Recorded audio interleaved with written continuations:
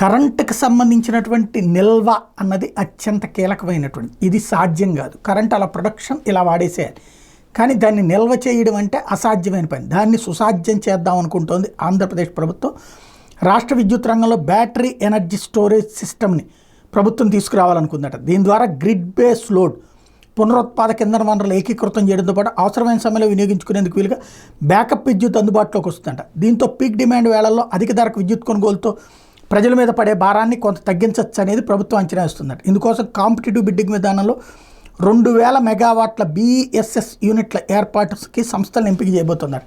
2023-24 ఆర్థిక సంవత్సరంలో peak demand సమయంలో ఉదయం 6 నుంచి 8 గంటలు, రాత్రి 7 నుంచి 11 గంటలకి కొన్ని రోజుల్లో తక్కువ వినియోగం వల్ల సుమారు 680 మిలియన్ యూనిట్ల విద్యుత్ మిగిలిపోతుంది. మరికొన్ని సమయాలు అదనంగా 600 మిలియన్ యూనిట్లు కొనుగోలు చేసినట్టు డిస్కమ్లు లెక్క తేల్చినాయి. అదనపు డిమాండ్ను సర్దుబాటు చేయడానికి బహిరంగ మార్కెట్లో 750 నుంచి 1000 మెగావాట్ల విద్యుత్తును కొనాల్సి వచ్చింది. కొన్ని సందర్భాల్లో అధిక ధరకు కొందామన్న దొరకని పరిస్థితి. డిమాండ్ ఎక్కువగా ఉండడంతో యూనిట్ విద్యుత్ సగటున 7.5 నుంచి 8.5 దాకా ఖర్చు చేసిన డిస్కమ్లు ఆ భారాన్ని ఇంధన సర్దుబాటు ఛార్జీల పేరుతో ప్రజల మీద వేయాల్సి వస్తుంది. ఈ నేపథ్యంలో పీక్ డిమాండ్ సమయంలో కనీసం 2 గంటల పాటు BESS స్టోరేజ్ విద్యుత్ వినియోగిస్తే అదనపు విద్యుత్తు కొనుగోలు భారం కొంతైనా తగ్గుతుందని ప్రభుత్వం భావిస్తోంది. రాష్ట్రంలో 4300 మెగావాట్ల సౌర, 4100 మెగావాట్ల పవన విద్యుత్ ఉత్పత్తి సంస్థలతో ప్రభుత్వం PPL కుదుర్చుకుంది. సెకీతో ఒప్పందం ద్వారా మరో 7000 మెగావాట్ల సౌర విద్యుత్ రాబోతోంది.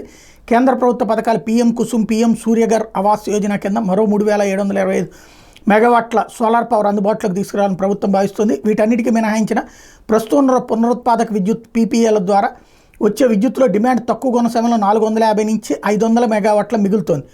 BESSలో యూనిట్ విద్యుత్ నిల్వకు సుమారు 3 నుంచి ₹3.70 వరకు ఖర్చు అవుతుంది. లిథియం ధరలు తగ్గుతున్నదని ఈ ఖర్చు క్రమంగా తగ్గుతుందని అధికారులు పేర్కొంటున్నారు. ఇది ఎట్లుందంటే ఇది ₹10 ఖర్చుకి ₹100 ఖర్చు పెట్టినట్టు. కరెంటు ఛార్జీలు మామూలుగా ₹7, ₹8 అవుతుంది పీక్ టైంలో. మిగతా టైంలో మామూలు రేటే ఉంది. పీక్ టైంలో ఉన్న దాన్ని తగ్గించుకోవడం కోసం అని చెప్పేసి ఓ బ్యాటరీ స్టోరేజ్ వాళ్ళకి ₹3 మనం ఎదురిస్తామంట. అప్పుడు ఏమవుతుంది, కొనుగోలు చేసిన 3 ఈ 3.5 కలిపితే ₹6.5 అవదా? ఏ బుర్ర తక్కువ ఎదవలిస్తున్నాడు. కానీ ఇట్లాంటి సలహా ఇంకొక వ్యవస్థను ఇంకొకటికి ఎవరికో దోచిపెట్టినట్టు అవుతుంది ఇట్లాంటిది బ్యాటరీ సిస్టమ్ అంటే కనుక. దీన్ని ప్రభుత్వం సొంతగా కన్స్ట్రక్ట్ చేసుకుంటే పర్లేదు. దీనికి కాంట్రాక్ట్ ఇవ్వడం అంటే ఒకటి దగ్గర నుంచి కరెంటు కొంటాం, వీడి దగ్గర నిల్వ పెడతాం, వాడి దగ్గర 4.5, వీడి దగ్గర ₹3, మొత్తం 7.5.